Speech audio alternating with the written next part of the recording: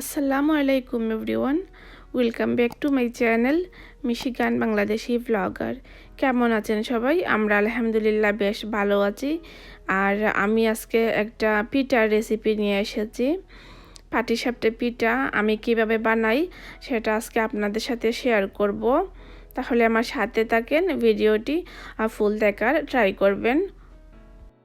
পাটিসাপটার batter বানানোর জন্য আমি শুকনো চালের গুঁড়ি ইউজ করছি না। এখানে আমি 1 কাপ চাল নিয়েছি, কালো জিরা চাল। এটা দিয়ে ব্যাটার বানাবো।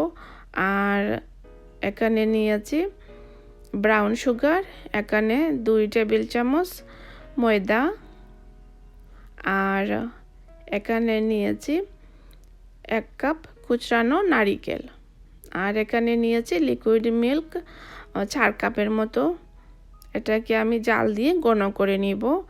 আর আমি যে কিসাটা বানাই পাটিসাপটার ভিতরের জন্য খুবই ইয়ামি হয়, আমি বলবো। আমার সাথে থাকেন। আর আরও কিছু উপকরণ আছে, আমি রান্নার সময় দিব। আমার সাথে থাকেন, তাহলেই দেখতে পাবেন। কালো জিরার চাল, যে 1 কাপ চাল নিয়েছি, সেটা এখন আমি পানি দিয়ে 1 ঘন্টার জন্য ভিজিয়ে রেখে দিব। আর পরে 1 ঘন্টা পরে আমি এটাকে ভালো করে ধুয়ে একটা পেস্ট বানাবো ব্লেন্ড করে। শুকনো চালের গুঁড়ি ইউজ করে বানাতে পারেন আপনি পেস্টটা, পাটিসাপটার যে পিঠা বানাবেন। বাট আমি চালের গুঁড়ি দিব না, আমি নিজেই পেস্ট বানাচ্ছি। চালকে ভিজিয়ে রেখে ব্লেন্ড করে ব্যাটার বানাবো। আর এখানে মিল্কটা আমি ঘন হতে বসিয়ে দিয়েছি। একটা প্যানে 4 কাপ মিল্ক জাল দিয়ে আমি এটাকে ঘন করব। আর ট্রাই করবেন এরকম লিকুইড মিল্ক নিয়ে এটাকে অনেকক্ষণ জাল দিয়ে ঘন করতে, তাহলে কিসাটা বেশি সুস্বাদু হয়। আর আমার সাথে থাকেন, আমি বলবো আমার কিসাটা খুবই সুস্বাদু হয়। এটা আসলে অলরেডি সবাই জানেন, তারপরেও যদি একটু চেঞ্জ, একটু মানে ডিফারেন্ট লাগে, ট্রাই করবেন আমার মতো করে। তো চালটা ধুয়ে আর এই যে এখন আমি ব্লেন্ড করে নিব। আর ব্লেন্ড করার সময় আমি দিব, মিল্ক দিব, 1/2 কাপের মতো মিল্ক, লিকুইড মিল্ক দিব আমি ব্লেন্ড করার জন্য। কারণ একসাথেই আমি ব্যাটারটা মেক করে নিচ্ছি, লিকুইড করে পেস্টের মতো করে নিচ্ছি। আর এই যে ব্লেন্ড করে আমি এখন নামিয়ে নিয়েছি ব্লেন্ডার থেকে। আর এখন আমি যে ময়দা নিয়েছিলাম সেই ময়দা দিয়ে দিব। এখানে 1.5 কাপ হয়েছে, চালের গুঁড়ির পেস্ট হয়েছে। আর 2 টেবিল চামচ ময়দা আমি দিচ্ছি। আর ব্রাউন সুগার দিব 1/4 চামচের মতো, এই যে। আর একটু লবণ দিব। এতে করে পাটিসাপটার যে পিঠা সেটা আসলে খুবই সফট হয়। এই রকম করে ট্রাই করবেন। আর এখানে পরিমাণটা আসলে হয়েছে, এই যে ব্যাটারটা বানাচ্ছি 1 কাপ চালের গুঁড়ি আর 2 টেবিল চামচ ময়দা আর 1/4 চামচের মতো, পুরো 1/4 চামচ না, তার চেয়ে কিছু কম চিনি আর একটু লবণ। আর আমি এই ব্যাটারটা আসলে একটু পানি দিয়েছি, তা না হলে পুরো ব্যাটারটা বানিয়েছি আমি দুধ দিয়ে, আমি লিকুইড দুধ দিয়েছি। এতে করে খুবই সফট হয়। আর এই যে এইরকম ঘন থাকবে, এত বেশি ঘন না, আবার বেশি পাতলাও না ব্যাটারটা।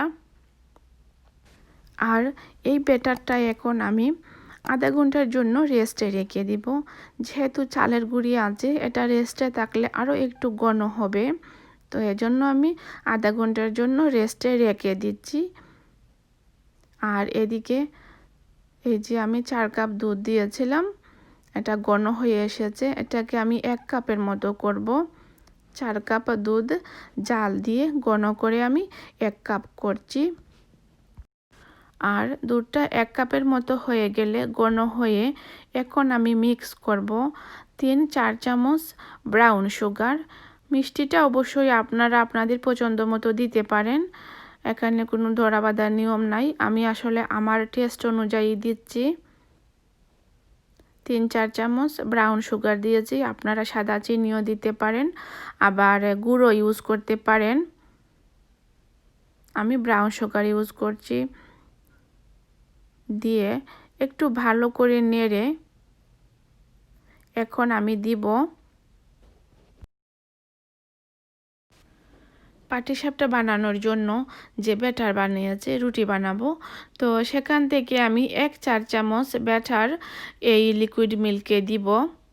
এতে করে চালের গুঁড়ির খুবই ভালো একটা ফ্লেভার আসে খিসার মাঝে।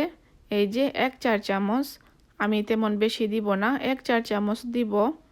তারপরে কুচরানো যে নারিকেল রেখেছি, সেই নারিকেলটাও আমি এখন দিয়ে দিব।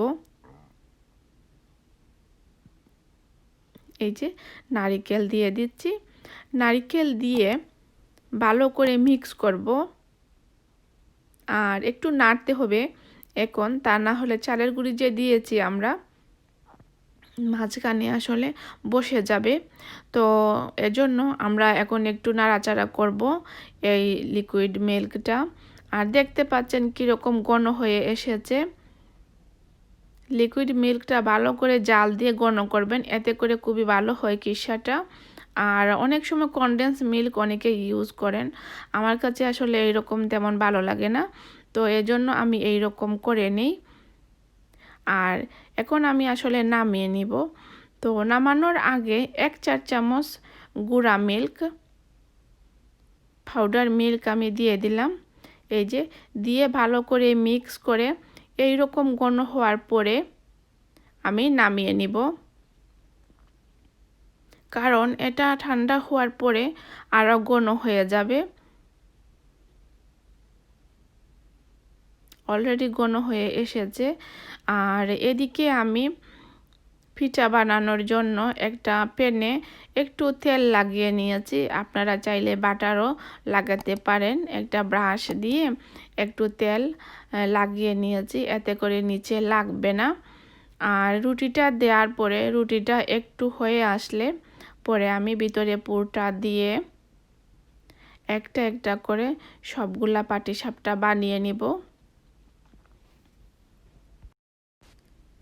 আর এই পাটিসাপটার আসলে এই যে রুটিটা খুবই সফট হয়, দেখতে পাচ্ছেন, আসলে দেখেই বোঝা যাচ্ছে যে কতটুকু সফট। তো ফোল্ড করার সময় আসলে খুব সাবধান থাকতে হয়। নর্মাল চালের গুঁড়ি দিয়ে পাটিসাপটা বানালে যেরকম সফট হয় আমি দেখেছি, আমি 2 রকমভাবেই ট্রাই করেছিলাম, তার চেয়ে অনেক গুণ বেশি সফট হয় এই রকম ব্যাটার বানিয়ে যদি পাটিসাপটা আমি বানাই। আমি বলবো একবার না হয় ট্রাই করবেন। যদিও আসলে এই পাটিসাপটা বানানোর সময় আমার মানে ব্যাটার দিয়ে রুটি যে হয় সেটা তেমন গোল হয়নি, তবে সেটা ব্যাপার না, আসলে খুবই সুস্বাদু হয় আমি বলবো কিসাটা। আর এই যে পাটিসাপটার রুটিটা খুবই সফট হয়, আপনি 3-4 দিন পর্যন্ত এটা রেখে খেতে পারবেন, একটুও শক্ত হবে না।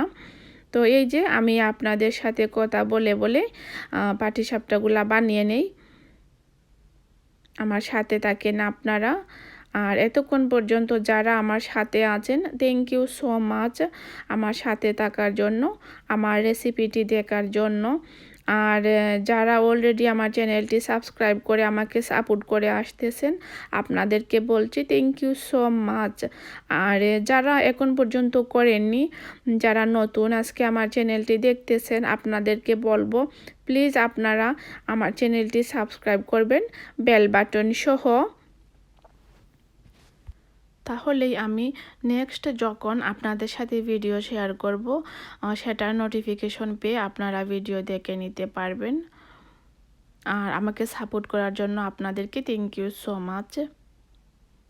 এদিকে আমি সব পিঠা বানিয়ে নিয়েছি। এই যে পাটিসাপটা রেডি হয়ে গেছে, দেখেই আসলে বোঝা যাচ্ছে কতটুকু স্মুথ আর সফট হয়েছিল। আর ভিতরের কিসাটাও আসলে খুবই সুস্বাদু হয়েছিল। তো আপনাদের কাছে কেমন লাগলো সেটা অবশ্যই কমেন্ট করে জানাবেন। আর আমি বলবো একদিন না হয় আমার মতো করে ট্রাই করবেন, আর ভালো লাগলে অবশ্যই একটা লাইক দিতে ভুলবেন না। এই ছিল আমার আজকের পিঠা বানানো। সবাই এতক্ষণ পর্যন্ত আমার সাথে থাকার জন্য থ্যাংক ইউ সো মাচ। আজ আর না, আজকের মতো এখানে বিদায় নিয়ে নেই। নেক্সট ভিডিও দেখার আমন্ত্রণ রইল। সবাই ততক্ষণ পর্যন্ত ভালো থাকবেন, সুস্থ থাকবেন, আমাদের জন্য দোয়া করবেন। আল্লাহ হাফেজ।